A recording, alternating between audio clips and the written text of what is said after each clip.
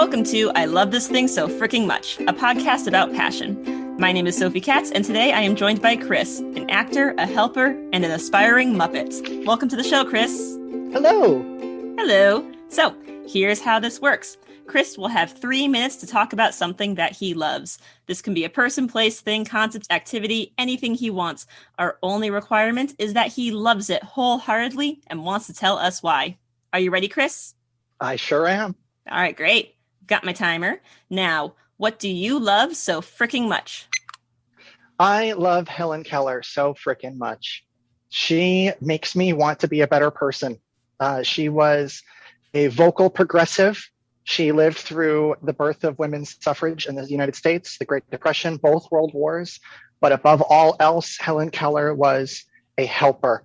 She wanted to use her tools and resources to advocate for a better, brighter, and more fair future for everyone on this planet. I have a couple readings from some books that she published over her lengthy career.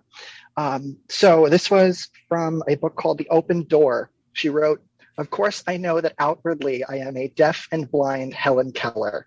That is a transitory ego, and the few dark, silent years I shall be here do not matter. I use my limitations as tools, not as my real self. If others are helped through them, that is the seventh heaven of happiness for me." She was not just the woman that we know her as, deaf, blind, and mute. She was incredibly intelligent. She learned her first words at 6 months old, water, which is how the story of Anne Sullivan and the miracle worker, it's showed in there. She learned the wah-wah. That was the word that helped connect the mental thought of the water rushing through her hands, conceptually connected with the word water that Anne was finger spelling into her hand. Once she made that connection, she became a totally different person. Before then, she actually refers to herself as the Phantom in her writings. She basically lived from a primal urge standpoint. She wanted what she wanted. She did what she had to get it. And that was it. It was immediate actions until Anne opened up her world, and she was so hungry for knowledge. She wrote, "The word water dropped into my mind like sun in a frozen winter world. My days were a blank without past, present, or future, without hope of anticipation, without interest or joy." She was the first deaf and blind person to graduate college, cum laude. She was so funny. She was lightning fast. She actually wrote in one of her other books, she has a section where she talks about how her hands would cramp from spelling so much. And that was her only way of communicating with the outside world. She lost sleep over the concept that she would not be able to use her intelligence and abilities and resources to help people in the amount of time that she had. She wrote an essay in 1933 called 3 Days to See that I really suggest people read. It is brilliant. She talks about using the time that you have Finish your thought. to really take in what your senses provide for you.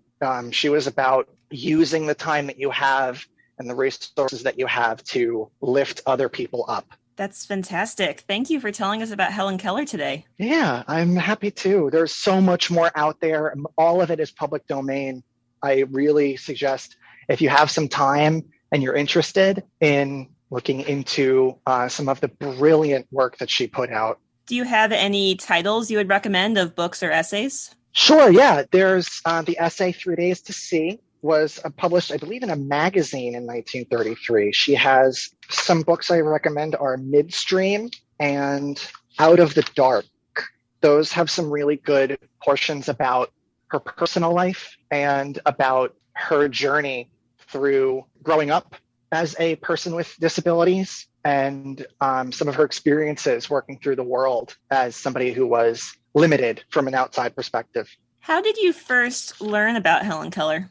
Sure. So I was very fortunate. In college, I got to work on, as an actor, I got to work on a play called 3 Days to See, which got retitled to Eighth Wonder of the World. That is the title that Mark Twain gave her as the eighth wonder of the world. Huh. She So I was one of a few actors that got to work on a devised piece using some of her writings over the 12 books that she published to put together a story of her life and how we all can learn from Helen's struggles, her joys, her hopes, and her desire to illuminate, to bring truth and light to the world. When you were working on that production, was that the first time you'd heard about Helen Keller at all? Or had you heard about her before, just not in this much more complex and humanizing light? Sure. I guess my relationship with Helen was closer to most in my kind of upbringing. Most of what I knew about her was I'd heard about the miracle worker. I knew the name and Anne Sullivan. And we actually opened up the show referencing the fact that most people refer to her through jokes, that a lot of people have relationships with Helen Keller by telling jokes at her expense. And there was a really honest moment where we started the show the way we would start rehearsals, by saying one good thing about our day. And it would go around the table. And when it got to the last person, a person would say, I heard this really cool joke today.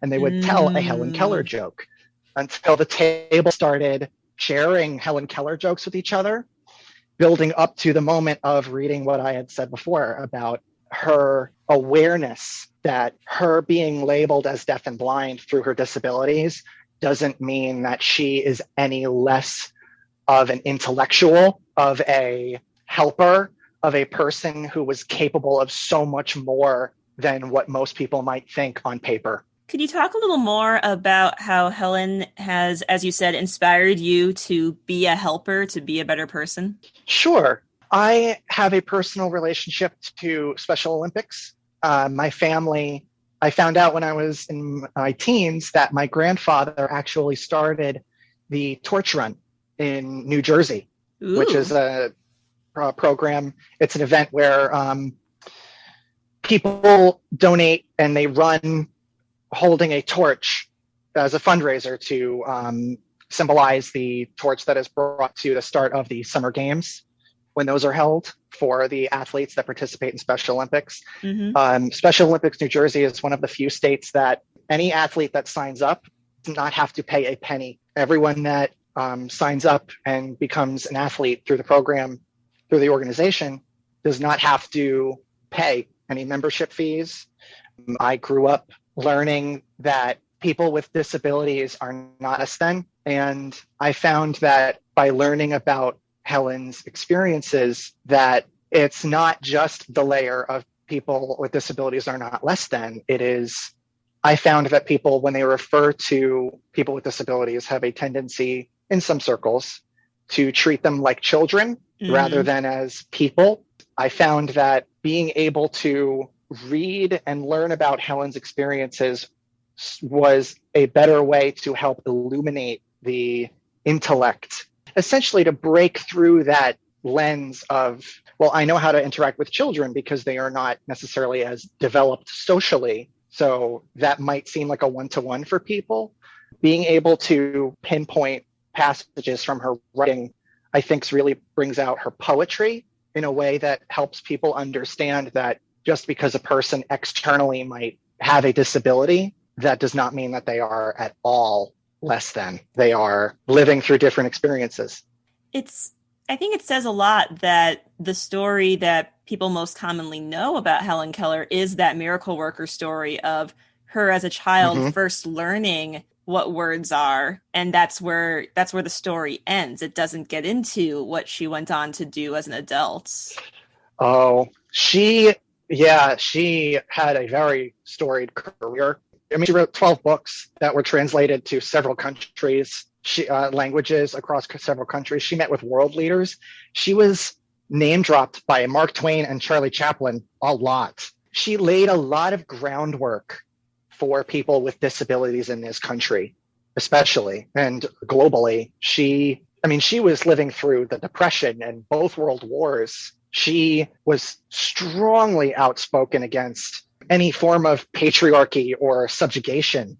She got a letter from her German editor of Midstream when it was going to be published, And the editor basically shot back with, well, it sounds like you're advocating for Bolshevism. And obviously that's not the case. You can't possibly argue for that. She writes a very strongly worded letter back to him saying, well, if you're going to come back at me with that, then how about you just don't publish the book?